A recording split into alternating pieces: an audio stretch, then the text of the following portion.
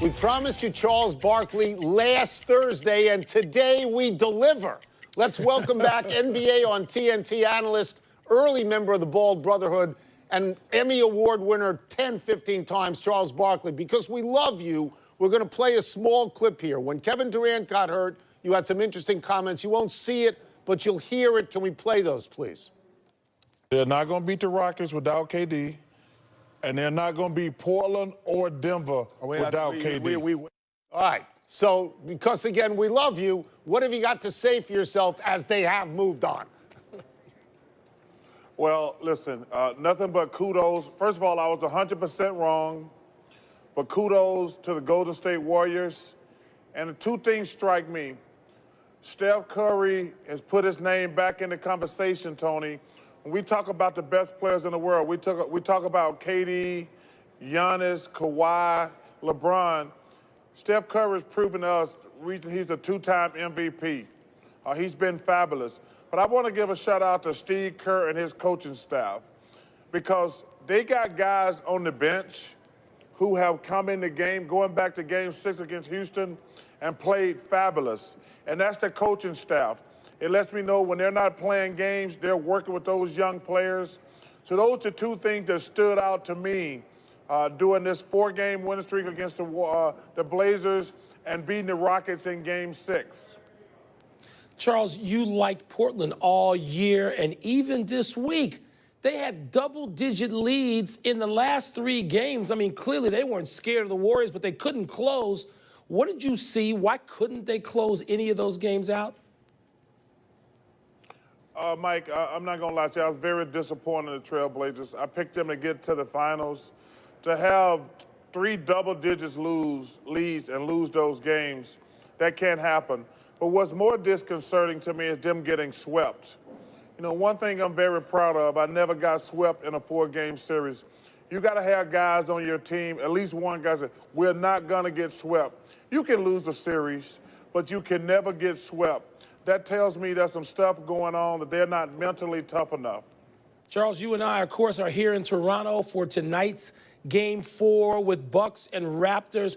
Can you see for a second straight game Toronto's defense with all that double teaming, led by Kawhi Leonard, keeping Giannis having a mediocre game again tonight? Do you see it happening again? Well, I think it's going to be interesting tonight because of the double overtime game. Kawhi looks like he's a little injured to me. The Raptors do not have the depth to compete with the Bucks. I think it's going to be very interesting how they come back physically from a double overtime game. I really want Toronto to win the game tonight. I would love to see a 6-7 game series, considering that's over out west. But man, Milwaukee's going to be tough to beat. Because in my opinion, they probably got the best bench in the NBA. Charles, I'm going to have a little diversion here just for one question and ask you about the Lakers mess. You and I talked about it a little bit last night with each other. I mean, what do you think LeBron is thinking right now as he looks in on what's going on? Well, let me say this. Magic Johnson, he burned down the whole house yesterday. He didn't leave any room not burned to smithereens. Hey, listen, the only thing bad about being in Toronto, I wasn't there to watch SportsCenter all day because that must have been much-watched television after Magic said what he said. Listen, I was shocked. I was totally shocked that he did that because, Magic is probably the most popular Laker of all time. And I think it's going to be very interesting when he goes back in that building and he's got to see Rob Pelinka. He's got to see Jeannie Buss. Then you got the dysfunction with, I'm a big Frank Vogel fan, but I wouldn't have let them hire my assistant coach. I think the Lakers are a train wreck. But Mike, one thing about the United States, we love a good train wreck, and we're going to be watching all the time. We'll get you out of here on this, and I'm going to go to the drafting of Zion Williamson. If you were Anthony Davis, would Zion Williamson coming aboard change your mind and get you to stay in New Orleans? I hope so. I really hope so, because I would like to see that team be successful in New Orleans.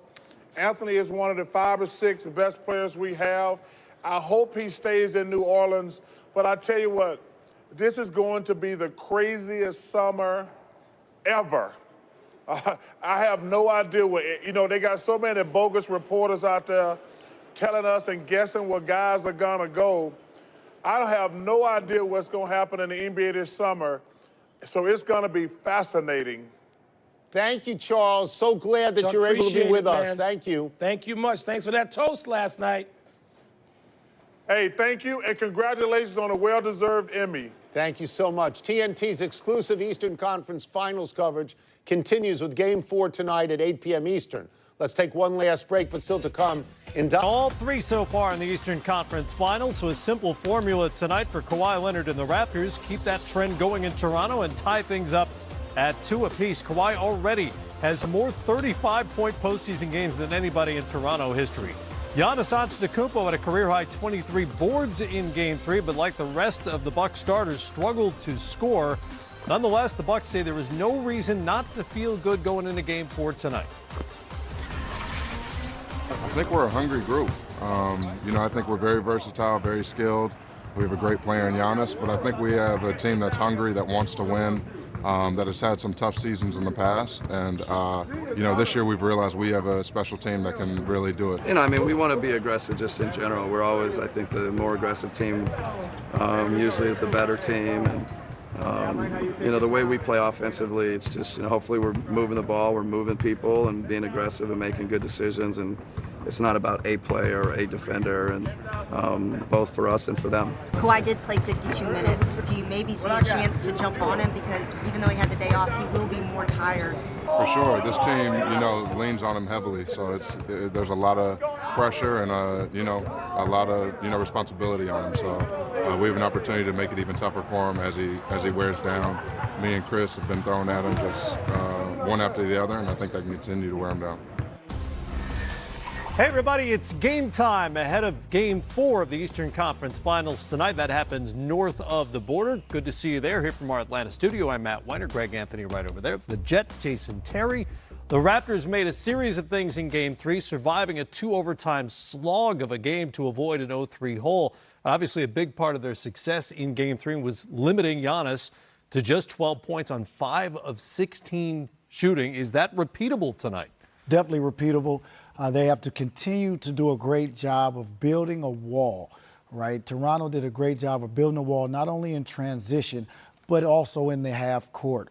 Zoning up off of Bledsoe, who has been inconsistent from outside in long range in this series, and then loading up on Giannis when he did not have the ball. I think that's very important, continue to dominate that aspect of the game. Well, I would go a step further. I'm not sure Bledsoe's been inconsistent. He's been consistent, just not very good in this series shooting the basketball so far. Yeah, and listen, it wasn't just Giannis. Their starting five were 19 to 69 from the field. They did not shoot it well. They did not shoot threes well. And I thought their inactivity on offense really hurt them and Giannis. Their inability to really move eyes. And by that, I mean they allowed Toronto to load their defense to Giannis. They didn't really do a lot of cutting. They didn't do anything in terms of moving feet, moving eyes of Toronto. I don't care how great you are. When 5 sets of eyes are able to load on you and really dictate what you're going to do, makes it very hard for you to get opportunities. And you can just see they got 4 guys standing around waiting to see what Giannis was going to do. They're going to have much better motion. And Toronto also was really good with their defensive transition. So I thought if you're Milwaukee, you've got to play faster. You've got to get guys on the move. Again, same thing. It's like, it's like Groundhog Day. They basically, there was just no motion, no movement, no ball movement. Let's just throw it to Giannis and get out of the way.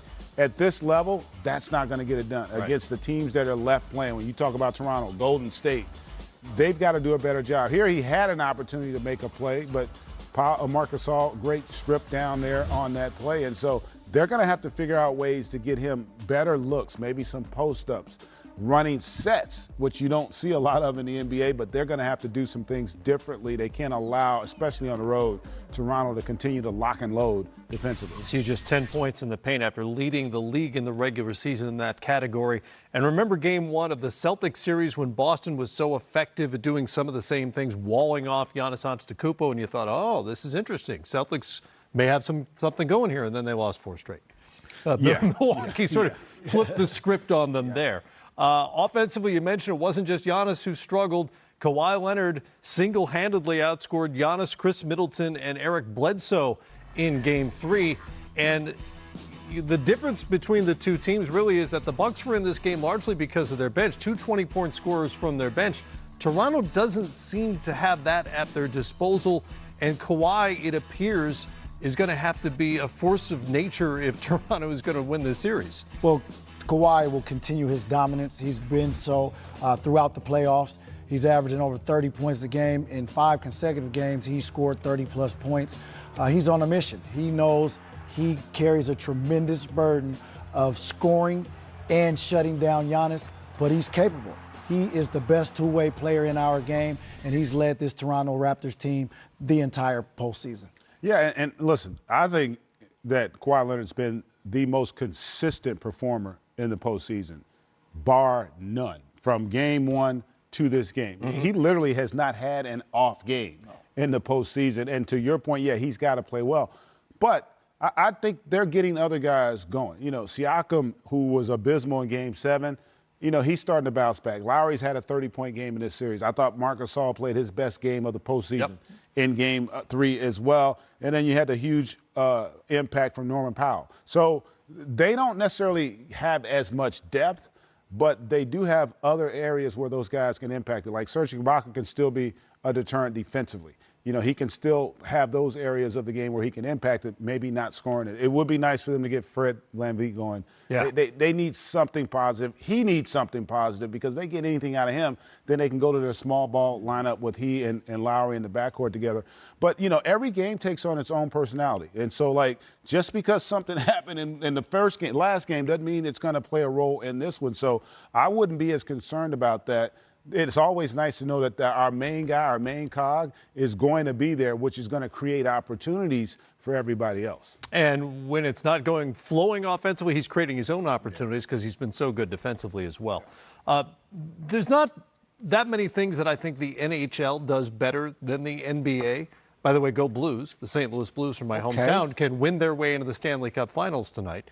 But this is one of them. They have a playoff MVP, as opposed to just a finals MVP, which the NBA does. I've always thought there should be a playoff MVP over the course of the 4 rounds. If such an award existed, who would be your playoff MVP at this point? Damn it, Matt Weiner, I just told you it was Kawhi Leonard. I don't think there's – and listen, you're going to get some people that say Steph Curry, and he has been great. But, you know, he's playing – by the way, even though he didn't play in the last series, he's playing with a guy's averaging 34 points in the playoffs. Yeah. You know, so he's gotten a little bit of help. Giannis has been terrific as well because, like Kawhi, he is a dominant force on both ends of the floor. But to me, there just has not, for a team that hadn't had much impact off their bench, they haven't had a consistent second option the entire postseason. Right. For this guy to have this team where he has them with what he's done, to me, it's not even really close in terms of the overall impact. KD would probably be on this list had he played, but you can't get on the list if you miss an entire series. You miss a whole round of the playoffs. Yeah. I can't have him on there. Argument for Steph would be? Well, I cannot disagree with you with Kawhi. Obviously, his impact, without him on that team, they're not even in the playoff picture. But Steph Curry's impact since Game 6, taking over in Houston, going scoreless in the first half, dominating in the second half against Houston, winning that series, and then his imprint on the series against Portland was just pure dominance. 27 points per game throughout the playoffs, 5 assists, 6 rebounds. And in that last series, Steph Curry averaged over 35 points a game. He was automatic. Are you with me on the award, though? Yeah, I like that idea. I like that idea. You know what? I'm going to give Adam a call, and I'm going to text him tonight. Let's make this happen. In all seriousness, though, I think it is a great idea. You know, I would say the only issue, though, is generally speaking, and we just had this conversation in our pre-production meeting, how are you going to get the MVP if you don't get to the finals? Right. Well, and you might never. You might know never. what I'm saying? So generally, because the way I look at it, if you win the Finals MVP, you probably have been the MVP of the postseason because you got your team to the final. But there have been exceptions over the years. Andre Iguodala probably wouldn't have been the playoff MVP. There's and you could do two. both also. You could have a Finals MVP and a playoffs MVP. Then, like GA, to your point, remember on the losing team a couple years ago, LeBron, dominant performance in the finals, but they lose. Jerry West won that award once in a losing There you effort, go. won MVP of the NBA Finals. Anyway, Pascal Siakam, 25 points in Game 3. Speaking of the other folks who need to contribute offensively, obviously he's the number one candidate for them. He only got off 9 shots in Game 2. What do they need from him tonight? Well, he has to continue to maintain his aggressiveness. For me, it's when he rebounds the ball in transition, attacking first. The mindset is, I am going to put pressure on the Milwaukee defense, get in the paint, create offense for myself first. And when he plays with that sort of assertiveness, it opens up his perimeter game. We know he's a much improved three-point shooter, especially from the corners. He's very efficient. And when he gets his confidence going, it's because he's been getting out in transition, getting steals, and then creating opportunities for himself in that capacity. He showed me something, believe it or not. I think it was Game 2. Where he actually, no, I'm sorry, in Game 1, he took 20 shots. Yeah. Now, he only shot 6 of 20, but as Jason will attest to, when you take 20 and you don't shoot well, that means you're engaged. Yes. You know, because a lot of times with complementary players, if they don't hit one of those first 5 or 6, they may not take another shot. They'll start looking to do other things. But he took the onus to be aggressive, to take shots, and he understood that. And he followed that up in Game 3 with his best game of this series. And so, but to me, he's an energy and activity guy. When he is active, he's going to have an impact on the game, you know, because of the athleticism and the improved skill set offensively. And I tell you what, it takes a lot of pressure off of Kawhi to have another guy out there. And remember also, he's going to have a lot of responsibility in guarding Giannis. Absolutely, you know? So for him to be able to do both, it takes a lot of energy to have to defend that man and then still be counted on to score offensively. But he's shown the last couple games that he has the fortitude to do it. And if Toronto wants a chance to win this series, and more importantly to win tonight, he's going to have to play well. It's a good point about passing up shots, though, because we've seen some of that tentativeness from Kawhi's teammates over the course of the playoffs so far. Can't have it if they're going to tie up this series tonight in Game 4. The Western Conference champs await the Raptors or Bucks in the finals. We'll get into Golden State's 5th straight finals appearance next.